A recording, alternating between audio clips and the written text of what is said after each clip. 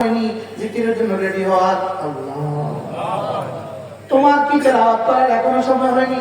তোমার কি কোরআনে কারীম পড়ার এখনো সময় হয়নি? কখন বলছে এটা? মা কখন বলে এখনো সময় হয়নি? আমাকে আমার রব এটা কখন বলতেছে? 18 বছর সময় হয়ে গেছে। সমস্ত তাফসীরের কিতাবের এই কথাটা আছে। 18 বছর হয়ে গেছে, এলান শুরু। তোমার কি এখনো জিকিরের টাইম হয়নি? তোমার কি এখনো নামাজ পড়ার টাইম হয়নি? তোমার কি এখনো রোজা রাখার টাইম হয়নি? তোমার কি এখনো হজ করার টাইম হয়নি? তোমার কি এখনো পর্দা করার টাইম হয়নি? তোমার কি এখনো মসজিদে যাওয়ার টাইম হয়নি? সবাই বলেন না হয় নাই? একবার নিজে বলেন না যে হয়েছে হয়েছে। টাইম হয়েছে, জিকির করার টাইম হয়েছে। আর কত বয়স হয়েছে বলেন? আপনার কত? 25। এখনো টাইম হয় না? এই আপনার কত? এখনো টাইম হয় না? আপনার কত? 30।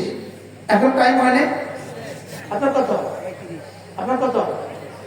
বিখ্যাত তাবেঈ হযরত আব্দুল্লাহ ইবনে মুবারক রাহিমাহুল্লাহ তাআলা, বিখ্যাত মুহাদ্দিস হযরত আব্দুল্লাহ ইবনে মুবারক রাহিমাহুল্লাহ, তিনি তার ছোট জীবনে তবলা বাজিয়ে বাজিয়ে গান গাইতেন। তিনি পাহাড়ের উপর উঠে উঠে গান গাইতেন। একবার তবলা নষ্ট হয়ে গেছে, তো তবলা ঠিকঠাক করে যেই তবলা টান মারলেন, তবলা থেকে এই আয়াত রব যদি কাউকে ভালোবাসে, এগিয়ে দিতে চান, রব তখন তাকে এইভাবে রাহনাই করে। এভাবে কি করেন? রাস্তা দেখান। এখনো কি সময় হয়নি জিকির করা? তিনি ভাবলেন এটা গতানুগতিক কোন ঘটনা, আবার তবলা টান মারলেন, আবার একে আয়াত।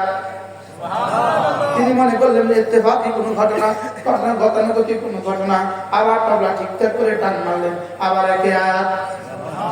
এটা হলো এক রাওয়ায়াত। আরেক রাওয়ায়াত হলো তিনি তবলা ঠিকঠাক করছিলেন, আর ওই পাখি একটা আকাশ থেকে গাছে বসে এই আয়াত পড়ছিল। দুইটা ঘটনা। মুস্তাহাবুল মুহাদ্দিসিনের মধ্যে শাহুল্লাহ মুহাদ্দিস দেহরির একটা লিখছেন, আলাম ইয়ানি লিল্লাযিনা আমানু, এখনো কি সময় হয়নি? ইন্টারোগেটিভ সেন্টেন্স, জুমলা ইস্তেফহামিয়া, এখনো কি সময় হয়নি?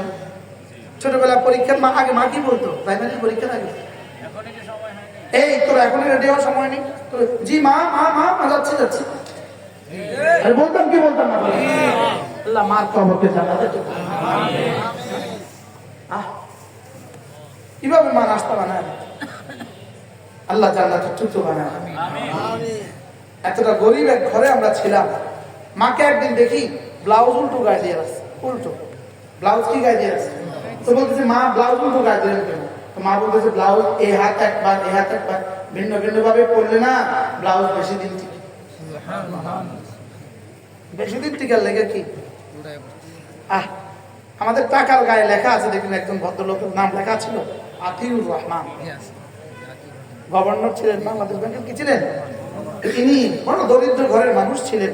তিনি একবার বলছেন ইনার গ্রামে ইনি ম্যাট্রিক পরীক্ষা দিতে যাবে, ম্যাট্রিক পরীক্ষা দেওয়ার মতো ফর্ম ফিল আপের টাকা এনার কাছে ছিল না। তো গ্রামবাসী 1 টাকা 2 টাকা করে সব টাকা তুলে দিছে। টাকা তুলে কি করছে? ওনাকে দিছে। উনি এটা দিয়ে কি করছেন? ফর্ম ফিল আপ করছেন। উনি গভর্নর হওয়ার পরে এক ভাষণে তিনি বললেন সকলের অনুদান আমি পরিশোধ করেছি, লেকিন সেদিন যারা 1 টাকা 2 টাকা তুলে দিয়ে আমাকে কি করেছে, ম্যাট্রিক পাস করাইছে, আমি তাদের ঋণ পরিশোধ করতে পারিনি। আজিব, বাংলাদেশে একজন বিখ্যাত ধনকুবের বাংলাদেশে কোটি কোটি ডলার দিয়েছে, যেগুলো দিয়ে কি হয়েছে আমি বলবো না। এই ভদ্রলোক তার জীবনের একজন শিক্ষক ছিল, সৌদি আরবের মানুষই। ইনার জীবনের একজন শিক্ষক ছিল। তিনি এক সময় চিন্তা করলেন ইনার সম্পদ কিছু আল্লাহ রাস্তা দান করে দিবে। কি করে দিবে? ওই দানের অংশ হিসাবে এই দানটা উনি কি করছেন? বাংলাদেশে দিয়েছেন। শত শত মসজিদে এই দান দিয়ে দিয়েছে। তিনি ভাবলেন আমি জীবনে কার কাছে পড়ছি। এই তার টিচারদের তালিকা বের করতে গিয়ে তিনি তার একজন টিচার বের করলেন, শিক্ষক। শিক্ষক বের করতে গিয়ে দেখলেন যে এই শিক্ষকটা ওই শিক্ষক। একবার উনি ক্লাস 6-এ পড়ছেন, ওখানে ছাত্ররা পিকনিকে যাবে। কোথাও যাবে?